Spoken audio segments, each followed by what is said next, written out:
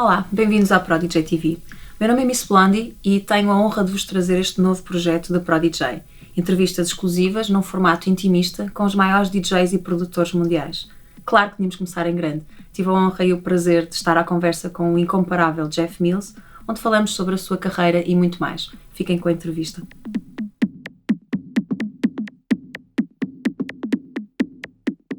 Hello, Jeff. Thanks for having us and for talking a little bit with us.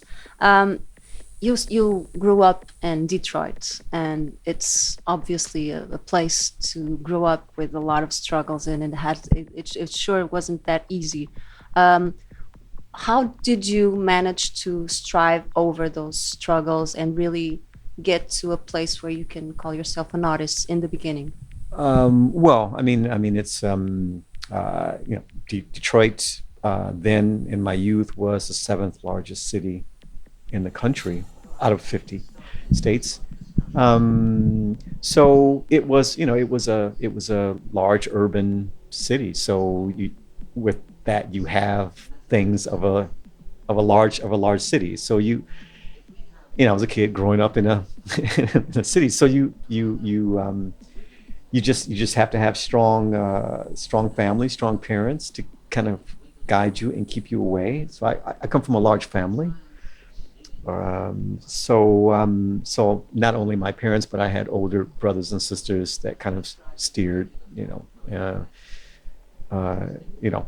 us younger ones in the right direction. So it wasn't difficult. I mean,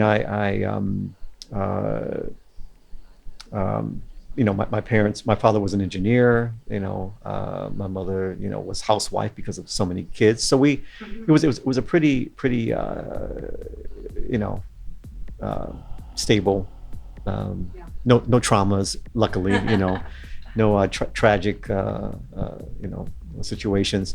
With 6 kids living in Detroit, music was everywhere. And you live on a street with other houses with other kids, so similar situation. So you did everything together, and so there's a small community where you influence each other, and it was quite stable. And you probably made some mistakes, as everyone does, starting your career as an artist. What advice, if you could talk to that little Jeff, what advice would you give him in that period? I didn't make many mistakes. My older brother was a musician, and then he became DJ. And then he got married, and then his wife said, no more nightlife. Your younger brother goes. So I wanted to do what my older brother did. So he gave me his turntables and his equipment. I was around 16. And that was also the time when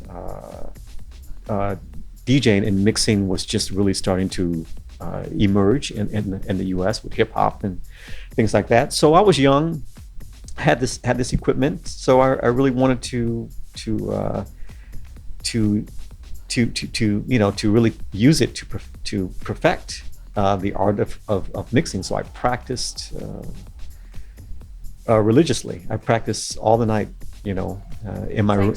Yeah, and so until the point that I began to audition for clubs and parties and things like that, and it was pretty smooth sailing in a little bit with a lot of work, obviously. I never had any. I mean, but it's not a. Because music in a city like Detroit is not something risky. It's less risky in a city like Detroit. I mean, if you want to grow up and you don't want to go to college, but you want to be a musician, it's not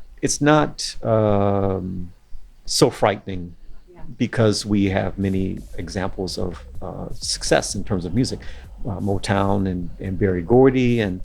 All the groups that came from Detroit, the Supremes, Temptations, the Four Tops, and on and on and on. So the city has a long history of success in music, and so it wasn't a it wasn't. I wasn't speaking in like another language when I told Yeah. my parents that I wanted to do this for a living. They didn't ground you. At first, but then, A little but bit. yeah, but then when they begin to see, well, were you know, serious, yeah, he's that, you know, we'll just leave him and keep our fingers crossed, see what happens. So, yeah, I mean, yeah, Live and you learn, right? yeah, but I didn't have many problems. Very good. You try and you experiment a lot. You do a lot of different things that most teachers never even dream about, and you get to be concrete and to really exist. Your projects, as different as they are, do you think they're like a never-ending experience, and you're learning from one and you get another one and you're getting better, or just completely different fields of exploration? How do you approach your different? Well, I mean, yeah, I mean, I believe that I'm convinced that with each experience, I get more knowledge of how to actually get closer to actually making it happen. So I'm always interested in trying new things, because I know it's not really whether the point of whether it worked or not. It's how much knowledge I can get that I could use next time, and the next opportunity.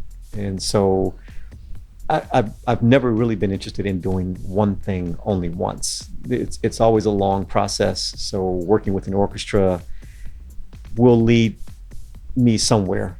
Working in film will lead to something. Working in contemporary dance will lead me somewhere. And this has really been the way that I've been working for decades. Yeah. So. Do you think you're like the places that all these experiences and these projects are taking you? Do you think they're taking you to one place closer, from different places to one, or is it going like this, or is it going like that? Do you understand what I'm trying to say? No, it's going like this. Actually, it's just a process. I'm an artist in motion, meaning that I don't necessarily acknowledge the beginning or the end. I'm just in motion. Process, right? It's the process. So I don't even think about the end, the end or the end result. And there's no one particular direction in which I believe I should go. So I go in as many different directions as I think is necessary. Yes.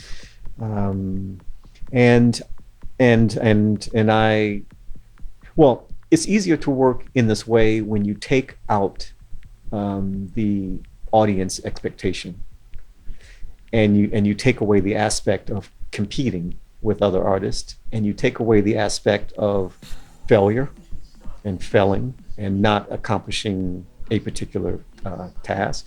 When you kind of move all those things aside and you just look at the process of it, it becomes much easier to work in different mediums. Yeah, you're just trying to translate how you feel into what people see or hear, and that's it. So you're not looking for an answer. It's just you're just trying to make the translation. The translation does or does not have to make sense to other people. As long as it makes sense to me, I feel that I've done it. And that's actually one of the most known ways of talking about art. Yeah, I think that Any art. well, it's all communication, and I think it's better to say something, even if it's not the right thing to say at the right time. But it's better to say something than to say nothing at all. So doing something, actions speak much louder than words. So doing something has great advantages rather than just dreaming about it. So You are very focused on the creative process and of the artistry of everything you do. As a performer, when you're really performing and doing the DJ set or doing everything, all the other projects that you're involved with, exactly how do you get yourself into that performing mindset? What gets it? Well, I I often think. I mean, well, it's not really a mindset. It's a realization, basically. I think I'm being asked to be here to do a particular thing. I'm prepared to do it. So, within my ability, it's going to get done. So, I'm here to perform with an orchestra. I have everything because we plan for all this, and so it's just a matter of Time. from this time, from that time, and it works like clockwork. So, and even if it doesn't go as planned, you just do the best that you can and hope for the best result, or an understanding from the audience, or patience from the audience. But you it's kind of laid out. I mean, if you think about it enough, you will begin to plan for it enough. So then it becomes a process. It's like playing golf. It's all mechanics. Mm-hmm. So that's the best way to think of it. So I don't get nervous. I don't. No, I don't. You don't have that stage. No, like butterflies and things. No. It's I think over the years I've developed more of like a mechanical mind. Is if the CD and turntables work, and the sound. That's it. Yeah, if the sound system is of a certain level, if there's a certain amount of people, if the conditions are what I asked for, and what I'm expecting, You're fine. it's going to happen. And so you kind of have to have that confidence. I'm prepared. Other people are prepared. So that's it. And so there's no need to be nervous because You're prepared.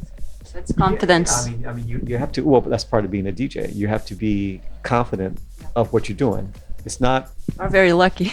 Well, no, because your luck will run out. Yeah, exactly. But you have to be really confident about what you are doing. So,